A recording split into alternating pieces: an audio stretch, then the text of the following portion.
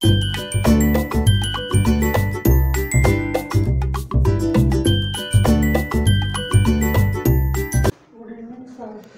Evening. आज क्या पढ़ना है आप लोगों को? केमिस्ट्री में टॉपिक क्या है बुआ? Carbon and its compound. देखो, कार्बन एलिमेंट जो है नॉन मेटल है। इसको एक लैटिन वर्ड कार्बो से लिया गया है, जिसका मतलब होता है कोल, क्योंकि कोल में कार्बन सबसे ज़्यादा मात्रा में पाया जाता है। ठीक है ना, तो वहाँ से लिया गया। अब देखो, कार्बन जो है हमारे अर्थ, हमारे इन्वायरमेंट में बहुत ही स्मॉल अमाउंट में पाया जाता है। बहुत ही स्मॉल अमाउंट में पाया जाने वाला ये एलिमेंट है, जो कि आपको बता दें कि हमारे अर्थ क्रस्ट में ये 0.02% पाया जाता है, वेयर एज एटमॉस्फेयर में यह 0.03% पाया जाता है। इतना कम होने के बावजूद भी यह जो है हमारे लिए बहुत ज़्यादा इम्पॉर्टेंट है, क्योंकि लगभग जितनी भी चीज़ें हम लोग यूज़ करते हैं अपने डेली लाइफ में, वो सब कार्बन कंपाउंड से मिलकर के बने हुए होते हैं। जो अनाज हम खाते हैं, दाल, चीनी, कॉफ़ी, ठीक है ना, जो भी हम लोग मतलब फूड आइटम्स इनटेक करते हैं, वो उसमें कार्बन कंपाउंड होते ही होते हैं। ओके, जो कपड़े हम पहनते हैं, सिल्क, कॉटन, नायलॉन, ये सब भी कार्बन कंपाउंड से बने हुए होते हैं। ठीक है, जो फ्यूल हम इस्तेमाल करते हैं like LPG gas, CNG gas. LPG gas means liquefied petroleum gas, CNG मतलब कंप्रेस्ड नेचुरल गैस। ओके, जो फ्यूल लकड़ी का इस्तेमाल करते हैं वो भी कार्बन कंपाउंड का बना हुआ है। केरोसिन, पेट्रोल, ये सब के सब कार्बन कंपाउंड से बने हुए हैं। ओके, तो देखो, चीज़ें जो है, ऑब्जेक्ट्स जो है, जो हमने अभी नाम रखा, वो कार्बन से बना हुआ है। इसको हम कैसे समझेंगे, कैसे प्रूफ करेंगे? तो देखो, अगर ये कार्बन से बना हुआ है तो जब भी इसको हम जलाएंगे, बर्न करेंगे, तो यहाँ से कार्बन डाइऑक्साइड गैस निकलेगा ही निकलेगा। अब बात ये आता है कि जो चीज़ हमने जलाया है वो उसमें से जो गैस निकला है वो कार्बन डाइऑक्साइड गैस ही है। इसको कैसे जज करेंगे, कैसे चेक करेंगे? तो देखो, मान लो जैसे एक छोटा सा एग्जाम्पल लेते हैं। एक छोटा सा आपने लकड़ी का टुकड़ा लिया, उसको आपने जलाया, और जलाने के बाद में जो वहाँ से फ्यूम निकला, जो धुआं निकला, उसको क्या करेंगे आप? किसी तरह से किसी एक छोटे से कंटेनर में उसको हम क्या करेंगे? कैप्चर करेंगे। ठीक है, और जब हम उसको लाइम वाटर में रिलीज करेंगे तो लाइम वाटर कैसा हो जाएगा? मिल्की हो जाएगा, दूधिया हो जाएगा। ये रिएक्शन हमने फर्स्ट लेसन में पढ़ा था ना, कि लाइम वाटर के साथ जब कार्बन डाइऑक्साइड गैस का रिएक्शन होता है तो वो मिल्की हो जाता है, और अगर और ज़्यादा हम उसमें कार्बन डाइऑक्साइड गैस को रिलीज करते हैं तो वो फिर वाटरलेस हो जाता है, ये कलरलेस हो जाता है। पढ़े थे ना रिएक्शन? तो उस मटेरियल को, जो भी हमने छोटा सा सैंपल लिया लकड़ी, आपको जो सैंपल चेक करना है आप कर सकते हो कि वो कार्बन कंपाउंड का बना है या नहीं। कार्बन कंपाउंड का बना हुआ होगा तो उससे कार्बन डाइऑक्साइड गैस रिलीज करेगा। उस गैस को जब लाइम वाटर में उसको रिलीज करेंगे तो उसका कलर कैसा हो जाएगा? मिल्की हो जाएगा। ठीक है, ये था एक छोटा सा प्रूफ। अब देखो, कार्बन कंपाउंड के अगर हम वैलेंसी की बात करें, कार्बन कंपाउंड के वैलेंसी की बात करें तो इसका वैलेंसी होता है बाबू 4।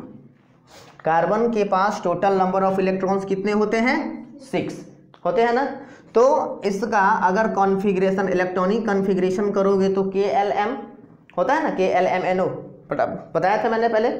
तो देखो, तो K सेल में 2 इलेक्ट्रॉन्स होंगे और L सेल में 4 इलेक्ट्रॉन्स होंगे, बताया ना। तो देखो, K सेल जो है आउटर मोस्ट सेल है, और आउटर मोस्ट सेल में पाए जाने वाले इलेक्ट्रॉन ही वैलेंस इलेक्ट्रॉन्स कहलाते हैं। और जितना नंबर ऑफ इलेक्ट्रॉन जरूरी होता है उसके ऑक्टेट को कंप्लीट करने के लिए या ड्यूएट को कंप्लीट करने के लिए, तब उसको हम क्या कहते हैं? वैलेंसी कहते हैं। तो देखो, इसका ऑक्टेट कंप्लीट होगा, है ना। ऑक्टेट कंप्लीट कब होगा, ड्यूएट कंप्लीट कब होगा, ये हमने बताया था आप लोगों से। जब फर्स्ट ऑर्बिट ही लास्ट ऑर्बिट हो जाए तो ड्यूएट, अदरवाइज जब लास्ट ऑर्बिट हो तो वहाँ पर ऑक्टेट होना चाहिए, बात समझे ना। तो यहाँ पर ऑक्टेट कंप्लीट होने के लिए कितने 4 इलेक्ट्रॉन्स चाहिए, तो 4 इलेक्ट्रॉन्स तो इसको आसानी से मिलेंगे नहीं, है ना, क्योंकि 50% प्लेस इसका फील्ड है और 50% चाहिए, बहुत ज़्यादा है, ये आसानी से किसी से नहीं ले सकता है ना, जिसकी वजह से क्या करेगा, यह शेयरिंग करेगा। शेयरिंग मतलब साझेदारी, और साझेदारी कौन से बॉन्ड में होता है बाबू, कोवैलेंट बॉन्ड। कैसा बॉन्ड, कोवैलेंट बॉन्ड। बताया था मैंने, आयोनिक बॉन्ड में क्या होता है, इलेक्ट्रॉन का कंप्लीट ट्रांसफर होता है, और कोवैलेंट बॉन्ड में क्या होता है, sharing of the electron take place. बताया था ना। अब देखो, तो यह कार्बन जो है, कार्बन शेयरिंग करेगा। कार्बन का एक बहुत अच्छा प्रॉपर्टी है कि वो सेल्फ लिंकिंग रखता है, सेल्फ लिंकिंग। तो सेल्फ लिंकिंग कैपेसिटी को हम कैटेनेशन कहते हैं। क्या कहते हैं बाबू, कैटेनेशन, ठीक है ना। और कार्बन में यह प्रॉपर्टी पाया जाता है कि यह लॉन्ग चेन का फॉर्मेशन करता है, लॉन्ग चेन और ब्रांच चेन का फॉर्मेशन करता है, ठीक है। तो देखो, कार्बन जब अपने जैसे एक एक इलेक्ट्रॉन का शेयरिंग करेगा तो 4 सिंगल बॉन्ड बनाएगा। कार्बन जब डबल बॉन्ड बनाएगा तो 1 डबल बॉन्ड और 2 सिंगल बॉन्ड बनाएगा। जब कार्बन ट्रिपल बॉन्ड बनाएगा तो 1 ट्रिपल बॉन्ड और 1 सिंगल बॉन्ड बनाएगा। आगे चल के आप पढ़ोगे कि एक पाई बॉन्ड है और एक सिग्मा बॉन्ड है। इसमें एक पाई बॉन्ड और एक सिग्मा बॉन्ड होता है, इसमें 2 पाई और 1 सिग्मा बॉन्ड होगा। Sigma bond is the strong bond, whereas pi bond is weaker bond, ठीक है। तो देखो बाबू, जो सेल्फ कंबाइनिंग कैपेसिटी है कार्बन के पास, यह यूनिक है, जिसकी वजह से इसके कंपाउंड्स की भरमार है। बहुत ज़्यादा मात्रा में कार्बन कंपाउंड्स फैले पड़े हैं, ठीक। तो देखो, यह जो है, और हमने बताया कि कार्बन के कैसा होता है बाबू, अगर इसके वैलेंसी की बात करें तो वैलेंसी इसके 4 होंगे और ये टेट्रा वैलेंट होगा, ठीक है ना। देखो, जो जिसका वैलेंसी 1 होता है उसको मोनोवैलेंट कहते हैं, जिसका 2 होता है डाई वैलेंट कहते हैं, 3 रहेगा तो टेट्रा वैलेंट ट्राई वैलेंट कहेंगे, और 4 है तो टेट्रा वैलेंट कहेंगे। समझे, गॉट इट। तो देखो, अब ये क्या करेगा, कार्बन का सबसे बड़ा प्रॉपर्टी होता है कि यह दूसरे कार्बन से भी कंबाइन करता है, जिसको कि सेल्फ कॉम्बिनेशन कहते हैं, और इसको सेल्फ कंबाइनिंग कैपेसिटी को हम क्या कहते हैं, कैटेनेशन, ठीक है।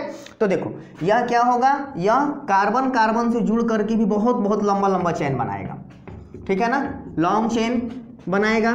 तो ऐसा, और इधर हो सकता है, इधर हो सकता है। यह कार्बन ब्रांच चेन भी बना लेगा, ब्रांच चेन, ठीक है। यहां देखो ब्रांच जुड़ा हुआ है, ठीक है, समझे ना। तो सिंगल चेन भी बनाता है और ब्रांच चेन भी बनाता है, ठीक है। प्रॉपर्टी क्या है, catenation, self linking combining capacity, जिसकी वजह से ये सब हो रहा है। बात समझे ना। कार्बन के ऑकरेंस की बात करें तो ये 2 तरीकों से पाया जाता है। पहला क्या, पहला फ्री स्टेट में, फ्री स्टेट में, और जो सेकंड है वो कंबाइंड फॉर्म में। फ्री स्टेट में कैसे पाया जाएगा, यह डायमंड और ग्रेफाइट के फॉर्म में पाया जाएगा। फ्री स्टेट में जब पाया जाएगा तो यह डायमंड के फॉर्म में पाया जाएगा, या फिर ग्रेफाइट के फॉर्म में पाया जाएगा, या एक तीसरा फॉर्म भी होता है जिसको कि हम क्या कहते हैं, बकमिंस्टर फ्लोरेंस। क्या कहते हैं बाबू, बकमिंस्टर फ्लोरेंस। ये 3 फॉर्म में पाया जाएगा। और देखो, और दूसरा जो कंबाइंड फॉर्म है वो कैसे, तो कंपाउंड के रूप में, as compound, as compound. Next point है allotropism. Allotropism is the process by which only one single element can be found in different forms. एक ही एलिमेंट अलग अलग रूप में पाया जाए, इस फेनोमेना को, इस प्रोसेस को हम एलोट्रोपिज्म कहते हैं। और इसके जितने भी फॉर्म होते हैं, जो रूप होते हैं, उसको हम एलोट्रोप्स कहते हैं। फॉर एग्जाम्पल, आप मुझे ले लो, आपके लिए मैं टीचर, अपने भाई के लिए बड़े भैया, पिताजी के लिए बेटा, किसी के लिए दोस्त, तो किसी के लिए ऐ जी, सुनते हैं, ये भी हो जाएंगे, ठीक है ना। तो ये सब मेरे ही फॉर्म हैं, हम अकेले हैं लेकिन अलग अलग लोगों के लिए अलग अलग रिश्ते हैं, ठीक है ना, सब के लिए, बात समझे ना। तो इसी तरह से जो आदमी हम अकेले लेकिन हमारे फॉर्म्स अलग अलग, किसी के लिए टीचर तो किसी के लिए भैया तो किसी के लिए ऐजी, तो ये होता है एलोट्रोपिज्म। एक ही चीज का, एक ही एलिमेंट का डिफरेंट फॉर्म्स में पाया जाना एलोट्रोपिज्म कहलाता है, और उसके डिफरेंट फॉर्म्स जो होते हैं एलोट्रोप्स कहलाते हैं। बात समझे। ये मैंने बताया कि कार्बन 3 फॉर्म में पाया जाएगा, बताया ना। पहला कौन सा, डायमंड, दूसरा कौन सा, ग्रेफाइट, और तीसरा C60 यानी कि बकमिंस्टर फ्लोरेंस, 3 फॉर्म में पाया जाएगा। तो ये तीनों के तीनों फॉर्म क्या कहलाएंगे बाबू, एलोट्रॉप्स कहलाएंगे, और कार्बन का इन तीनों फॉर्म में पाया जाना एलोट्रोपिज्म कहलाएगा। क्लियर है सबको। हम यहाँ डायमंड के बारे में डिस्कस करते हैं। डायमंड में क्या होते हैं कि एक कार्बन एटम 4 कार्बन एटम से जुड़ा हुआ होगा, ठीक है। हर एक कार्बन एटम 4 कार्बन से जुड़ा हुआ होगा। यहाँ पर फिर ये 4 से जुड़ेगा, फिर यहाँ पर जो कार्बन है वो 4 से जुड़ेगा, फिर यहाँ पर जो कार्बन है वो 4 से जुड़ेगा ना। यानी कि एक कार्बन एटम 4 कार्बन एटम से जुड़े हुए होते हैं।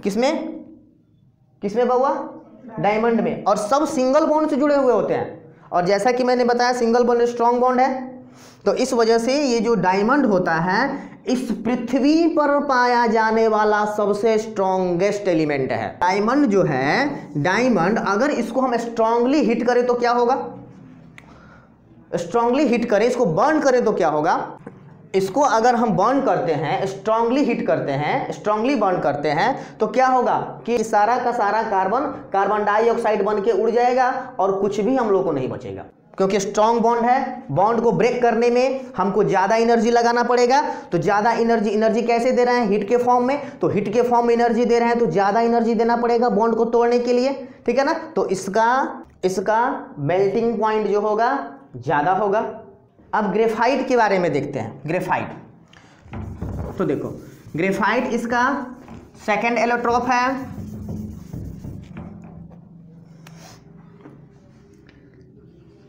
ग्रेफाइट का स्ट्रक्चर कुछ इस तरह से होता है। ग्रेफाइट का स्ट्रक्चर बनाना सीख लीजिए, एग्जाम में पूछ सकता है। हमको सी कुमार सर बताए थे पटना में, केमिस्ट्री के मेरे दो गुरुजी हैं।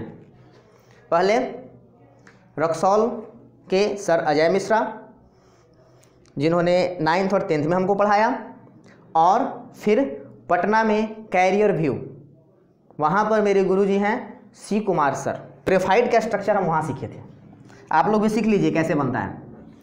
देखिए ग्रेफाइट जो होता है हेक्सागन के फॉर्म में होता है, हेक्सागन लेयर के फॉर्म में होता है, ठीक है ना बाबू, ध्यान से समझना इस चीज़ को। देखो